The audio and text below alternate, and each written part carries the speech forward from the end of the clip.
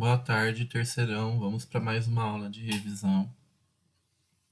Hoje nós vamos falar sobre o tópico 5, combustíveis e reações orgânicas. Então, nesse tópico é um tópico importante, principalmente porque aborda as questões de combustíveis, né? Renováveis, essa questão de meio ambiente que cai bastante no Enem e no vestibular. E algumas reações orgânicas principais aí também cai bastante, ok? Então vamos ver alguns exemplos. Primeiro exercício fala: a energia elétrica nas instalações rurais pode ser obtida pela rede pública de distribuição ou por dispositivos alternativos que geram energia elétrica, como os geradores indicados no quadro. Então nós temos quatro tipos de geradores, né, movidos a quatro tipos de combustíveis diferentes. Então, o gerador a gasolina, que converte energia térmica da queima da gasolina em energia elétrica. Os fotovoltaicos, que convertem energia solar em energia elétrica e armazenam em baterias. Os hidráulicos, que é uma roda de água acoplada em um dínamo, que gera energia elétrica através desse movimento da água que gira esse dínamo. E aqueles geradores que a carvão, né? Com a queima do carvão e energia térmica transforma-se em energia elétrica. Aí ele pergunta: os geradores que produzem resíduos poluidores durante seu funcionamento são? Então, aqueles que vão gerar resíduos poluidores como CO2, né, e alguns outros aí gases que são prejudiciais para o meio ambiente são aqueles que têm queima de combustíveis fósseis, né, como a gasolina e o carvão, no caso do carvão mineral, né, que é um combustível fóssil. Então seria o 1 e o 4. Alternativa C, na verdade, não a B, certo? Deu uma desconfigurada. Exercício 2. O petróleo é uma fonte de energia de baixo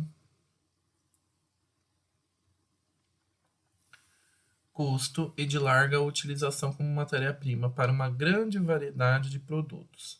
É um óleo formado de várias substâncias de origem orgânica, em sua maioria hidrocarbonetos de diferentes massas molares. São utilizadas técnicas de separação para obtenção dos componentes comercializáveis do petróleo. Além disso, para aumentar a quantidade de frações comercializáveis, otimizando o produto de origem fóssil, utiliza-se o processo do craqueamento. O que ocorre nesse processo? Então, o próprio nome já diz, né? Craqueamento, eu estou quebrando. Então, é um processo que quebra as moléculas em moléculas menores. Então, transforma moléculas maiores em moléculas menores para serem utilizados como outros produtos mais utilizados aí, alguns derivados de petróleo mais utilizados como a gasolina. Então, no caso aqui, nós temos a alternativa A como correta, que é a transformação das frações do petróleo em outras moléculas menores. O exercício 4, ele fala o seguinte: a figura apresenta um processo alternativo para obtenção do etanol combustível, utilizando o bagaço e as folhas de cana-de-açúcar. Suas principais etapas são identificadas com números. Então, nós temos aqui primeiro a cana, aí ela entra aqui na moenda, né, para moagem da cana, sai o bagaço é lavado também, e aí entra nessa etapa aqui que vai ocorrer a hidrólise da celulose. Depois dessa etapa aqui, ele vai para as dornas de fermentação, né, esse mosto de celulose hidrolisada, vai para a fermentação do caldo, depois tem a destilação da mistura e o armazenamento do etanol pronto. Então, esse é um processo de etanol de segunda geração, que é um etanol obtido a partir do bagaço da cana-de-açúcar. Então, eles pegam a celulose do bagaço da cana-de-açúcar, faz a hidrólise, que é a quebra, né, a reação com a água, que produz a quebra dessa celulose e vai gerar várias glicoses que vai fermentar e produzir o álcool, tá? Então não é a produção de álcool a partir do caldo de cana, é a partir glicose retirada da celulose do caldo de cana. Então, é o etanol de segunda geração. Em qual etapa ocorre a síntese desse combustível? A síntese do etanol sempre vai ocorrer na etapa de fermentação. Então, é na etapa 4, alternativa D. Exercício 5, ele fala que o trinitrotolueno, que é o TNT, é um poderoso explosivo obtido a partir da reação de nitração do tolueno, como esquematizado. Então, nós temos aqui o tolueno, reage ele com ácido nítrico, certo? E aí ele vai ocorrer a nitração, primeiro na posição orto para e depois na posição meta. Desculpa, preferencialmente na posição orto para, né? Que é a posição um vizinho do outro, e a para é um ao contrário do outro, tá? A síntese do TNT é um exemplo de reação do quê? Então, o que aconteceu aqui? Essa adição do do NO2 do grupo nitro, ele ocorre porque o hidrogênio que está aqui, ligado a esse carbono aqui, ele é substituído pelo grupo nitro, certo? Então, ocorre uma reação de substituição. Bom, o exercício 8. O ácido acetil salicílico é um analgésico que pode ser obtido pela reação de esterificação do ácido salicílico. Quando ele é armazenado em condições de elevada temperatura e umidade, ocorrem algumas mudanças físicas e químicas em sua estrutura, gerando um odor característico. A figura representa a fórmula estrutural do ácido acetil salicílico. Esse odor é provocado pela liberação de... Então, como o próprio nome está dizendo, né? Acetil salicílico. E aí a reação de esterificação do ácido salicílico, né? Com, provavelmente, um acetil, tá? Um grupo acetil, que vai vir de um álcool, que é o etanol. Tem duas ligações, tem dois carbonos aí, né? Então, um grupo acetil ou etil. Tá? Acetil, ele vem do nome derivado do ácido acético, que é um nome usual. Então, quando ocorre a hidrólise, porque ele está em presença de umidade elevada a temperatura, o que acontece? Há uma quebra, né? A molécula da água vai quebrar aqui o composto. E aí vai liberar isso daqui, que tem dois carbonos, né? Dupla carbono aqui. E é um grupo que a gente chama de acetil, que vai dar origem ao ácido acético ou etanóico.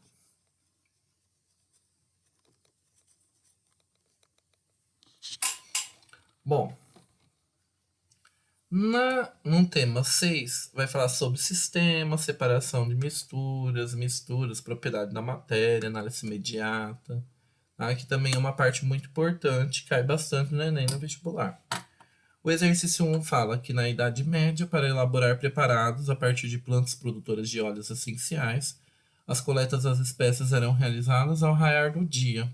Naquela época, essa prática era fundamentada misticamente pelo efeito mágico dos raios lunares, que seria anulado pela emissão dos raios solares. Com a evolução da ciência, foi comprovado que a coleta de algumas espécies ao raiar do dia garante a obtenção de materiais com maior quantidade de óleos essenciais. As explicações científicas que justificam essa prática se baseiam na... Então, pessoal, por quê? Esses óleos essenciais, eles evaporam com facilidade, né? Então, provavelmente, eles já coletam já no início do dia, porque o sol não está começando a nascer, a temperatura não é tão grande, e evita a evaporação e a volatilização de algumas substâncias desses óleos essenciais, né? E então, você coleta sempre no raiar do dia, para que possa aproveitar, né, ter a maior quantidade de substâncias possíveis. E essas substâncias possíveis, né, óleos essenciais, é o que dá o cheiro da planta. Às vezes você chega perto de uma planta, você vai lá sentir o cheirinho dela, ela tem um cheiro característico. Aquilo lá é o óleo essencial dela que está sendo volatilizado pelo calor que nós temos aí que vem dos raios solares, né? Outra coisa também que é muito utilizado na agricultura também, né? Eles vão lá e vão aguar as plantas logo de manhã cedo, porque para ela aguentar durante o dia, porque se você for ver no final do dia, ou eles aguam também no final da tarde, né? Porque se você for ver durante o dia, ela vai ficar murchinha, ela perdeu muita água, porque às vezes o calor é muito intenso e aí evapora com facilidade essa água, tá? Então é a alternativa A, volatilização das substâncias do interesse. O 2 fala o seguinte, né, que a figura representa uma sequência de etapas em uma estação de tratamento de água. Também é muito utilizado para estar fazendo esse tipo de exercício de separação de misturas, tá? E aí ele fala, qual etapa desse processo tem a densidade das partículas como fator determinante? Então, a etapa do processo que depende da densidade é a decantação. Porque na decantação nós vamos esperar as partículas mais densas decantarem, irem para o fundo, e o que sobrar ali em cima, que é a água, né, limpa, vai passar para a próxima etapa, que é a filtração. Então, etapa de decantação. O exercício 3, ele fala que a farinha de linhaça dourada ela é um produto natural que oferece grandes benefícios para o nosso organismo. A maior parte dos nutrientes da linhaça encontra-se nos óleos dessa semente, rico em substâncias lipossolúveis, em massas moleculares elevadas. A farinha também apresenta altos teores de fibras proteicas insolúveis em água, celulose, vitaminas lipossolúveis e sais minerais hidrossolúveis. É para considerar o esquema de separação dos componentes principais da farinha da linhaça dourada. E aí ele fala, né? O óleo de linhaça será obtido na fração. Então vamos lá, ó. Primeiro pega a farinha de linhaça, adiciona o éter etílico, seguido de agitação. Aí filtra. Aí vai ter o resíduo 1 e o extrato etérico, tá? Que é a fase orgânica. Aí eles destilam, tem o destilado 1 e o resíduo 4, ok? Depois do resíduo 1, adiciono água, em seguida agitação, filtração, resíduo 2, extrato aquoso, faz a destilação, destilado 2 e resíduo 3. Primeira coisa, né? A gente não quer separar o óleo de linhaça. Óleo é um composto apolar, não vai se misturar em água. Então, quer dizer, ele vai se misturar no quê? Ele vai se misturar em solventes orgânicos. Então, quando eu adicionei o éter etílico, que é um solvente orgânico aqui, todo o óleo essencial vai se dissolver nele. E vai ficar nessa fase orgânica aqui, que é o extrato etéreo. Tá? Após essa fase orgânica, eles vão destilar. O éter, ele é bem volátil, então ele vai embora na destilação. Então, ele é o destilado 1. O que me restou é esse óleo essencial aí da linhaça, é o óleo de linhaça, que é o tal do resíduo 4. Então, quem é o óleo de linhaça é o resíduo 4. Bom, e aí a gente vai para o tema 7, que é a teoria atômico-molecular, mol, cálculo estequiométrico, tá? Então é o seguinte, fala o seguinte, os objetos de prata sofrem escurecimento devido à reação com enxofre. Esses materiais recuperam-se pelo brilho característico quando envoltos por papel alumínio e mergulhados em um recipiente contendo água quente e sal de cozinha. Fala que a reação não balanceada ocorre é essa, e dadas as massas moleculares da prata e do enxofre, ele quer que, utilizando o processo descrito, a massa de prata metálica, que será regenerada na superfície de um objeto que contém 2,48 gramas de sulfeto de prata Então, é só a gente balancear as equações e depois a gente resolver esse exercício. Então, vamos copiar a equação primeiro, né? AG2S mais AL formando Al2S3 e prata, certo? Então, vamos começar primeiro com a prata. Nós temos duas aqui, nós vamos ter que ter duas pratas aqui. E depois nós vamos para o alumínio, para o enxofre, né? Ó, nós temos que ter 3 enxofres aqui e nós temos um. E aqui nós temos 3, certo? Então, nós vamos ter que trocar aqui, né? Temos que colocar 3 aqui, ok? Que aí vai ficar 3 enxofres. E depois nós vamos colocar 3 vezes 2, 6 pratas. Então, vamos mudar a prata lá. Ok? 6 pratas. E o alumínio, quanto que ficou? Nós temos 2 alumínio aqui, vai ficar 2 alumínios aqui, certo? Vamos ver se está tudo certo. Então, 3 enxofres aqui, 3 enxofres aqui. 3 vezes 2 pratas, 6 pratas aqui. E 2 alumínios aqui no produto e 2 alumínios aqui no reagente. Então, tá ok agora. Então, o que nós tiramos aqui dessa reação? Que 3 mols do sulfeto de prata vai gerar 6 mols de prata. Então, na verdade, aí é 3 para 6 a proporção, né? Ou 1 para 2, né? Porque 3 dividido por 6 dá 2, né? É o dobro, né? Então, quando eu falo em massa, qual que é a massa molar do sulfeto de prata? Massa molar do sulfeto de prata vai ser 2 vezes 108 mais 32, certo? Então, 2 vezes 108 mais 32 vai dar 248 gramas mol. Então, vai ficar 3 vezes 248 gramas, porque são 3 mols. E aqui são 6 vezes a massa da prata, que é 108 gramas, ok? Aqui, quantas gramas ele deu aqui? 2,48 de sulfeto. E aqui ele quer saber o X de prata, certo? Então, vamos montar tudo isso, né? Como é que vai ficar esse exercício aqui? Vou apagar essa parte aqui. Deixa eu montar essa regra de 3. Multiplicou em cruz. Então, eu vou ter 2x igual 2,48 vezes 6 vezes 108, dividido por 3 vezes 248. Tá? Divide o 6 por 3, resta 2 aqui em cima.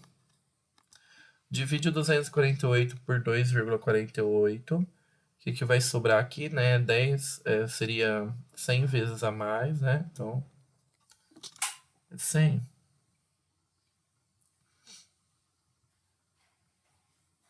Ok?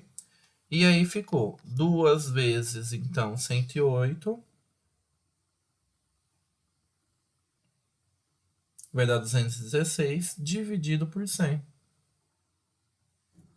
Que dá 2,16 gramas de prata. Então, alternativa D. O exercício 4, que fala: na busca por ouro, os garimpeiros confundem facilmente entre o ouro verdadeiro, chamado ouro de tolo, que tem em sua composição 90% de um minério chamado pirita, que é o sulfeto de ferro.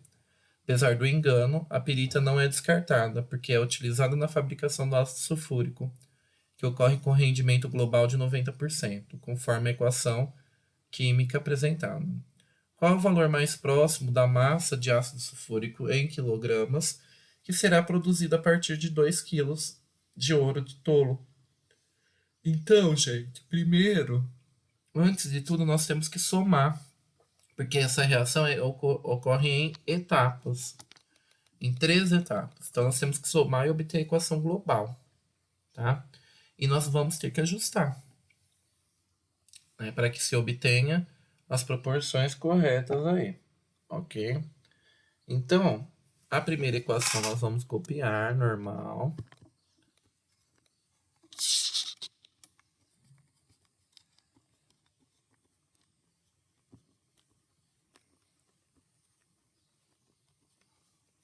E aí a gente vai observar, são 8 SO2 produzidos. Então vai ter que ter 8 SO2 aqui consumidos. Então nós vamos ter que multiplicar tudo isso daqui por 4. Então vai ficar 4 vezes 2, 8 SO2, certo? 8 SO2. Mais 4 vezes 1 vai dar 4 oxigênios, mais 8 SO3. Então, se ficou 8 SO3, vai ter que ter 8 SO3 ali consumidos aqui também. Tá? Então, multiplica tudo por 8 aqui. Aqui multiplicou por 4 e aqui vai multiplicar por 8. Então, SO3 mais 8 águas, produzindo 8 ácidos sulfúricos. Tá? Então, agora somando tudo, o que vai virar aqui? Ó? SO2 produzido foi consumido. SO3 produzido foi consumido. O que restou? 4 de sulfeto de ferro, mais 11 com 4, dá 15 oxigênios, mais 8 águas, formando 2Fe2O3, mais 8 ácido sulfúrico. O que importa aqui é que você vai relacionar o sulfeto de ferro com o ácido sulfúrico. Então, são 4 mols de sulfeto de ferro para 8 mols de ácido sulfúrico, tá? Essa é a proporção da reação. Então, fiz a reação global, somei tudo, obtive essa proporção e eu vou relacionar sulfeto de ferro com ácido sulfúrico. Então, é 4 mols de sulfeto de ferro com 8 de ácido sulfúrico. Então, essa é a minha proporção mol-mol. Tá? Vamos lá.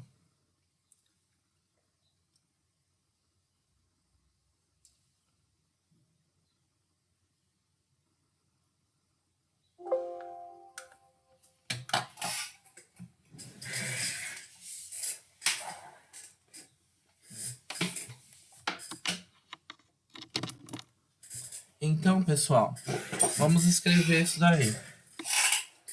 Nós temos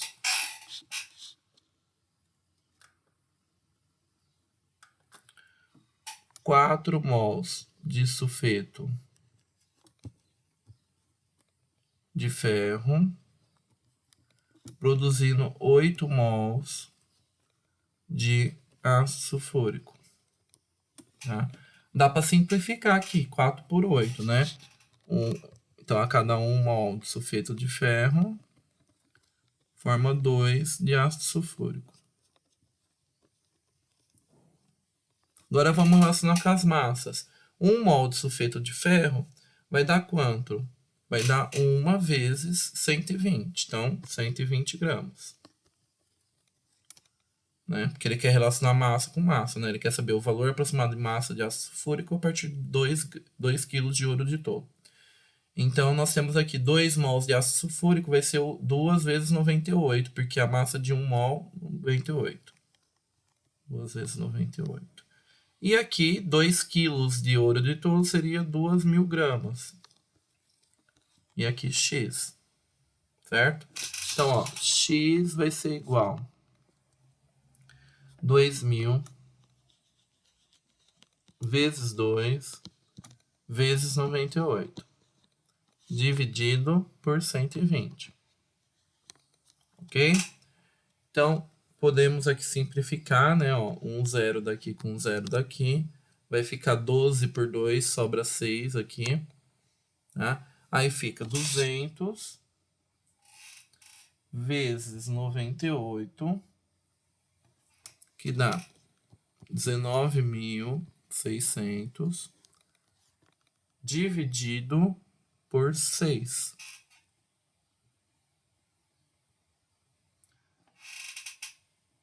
que vai dar 3,2...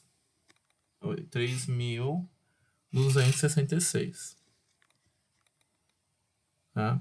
3.266 é aproximadamente 3,3 quilos, que é a alternativa E, tá? Então, pessoal, por hoje é só, tá? Semana que vem nós continuamos com alguns exercícios da revisão. E um abraço para todos. Até mais.